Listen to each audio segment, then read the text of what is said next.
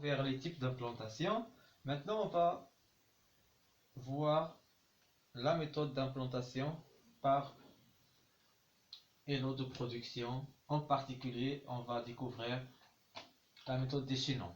L'objectif ou bien le but de cette méthode, c'est d'organiser l'implantation des ressources d'unités de production.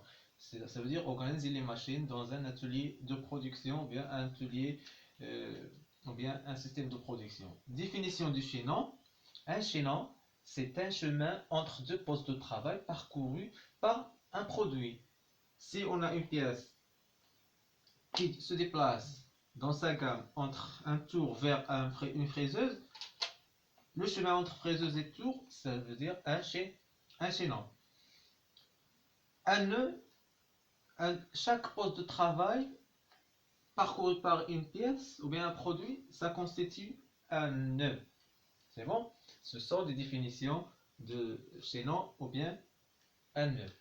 La méthodologie de la méthode des chaînons, ou bien de cette méthode d'implantation, la première étape, il faut savoir les postes de travail et les gammes opératoires. Les postes de travail qu'on a dans l'atelier et les gammes des produits qu'on réalise. Il faut savoir quelles sont les étapes de réalisation des produits qu'on a.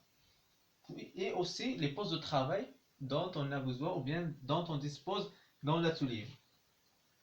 Deuxièmement, appliquer la méthode des chaînons.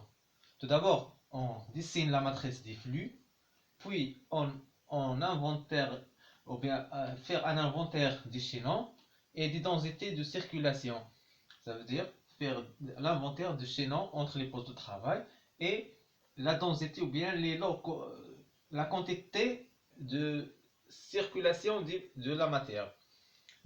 Troisièmement, déterminer le nombre de chaînons pour chaque poste. Pour chaque poste, on détermine le nombre de liaisons avec les autres postes de travail. Troisièmement, implantation. Faire une implantation théorique. Quatrièmement, adapter l'implantation théorique avec ce qu'on a dans l'atelier. On va détailler chaque étape seule. On va commencer par l'inventaire des postes de travail et gammes opératoires, appliquer la méthode chaînon et implantation théorique, puis implantation réelle dans l'atelier.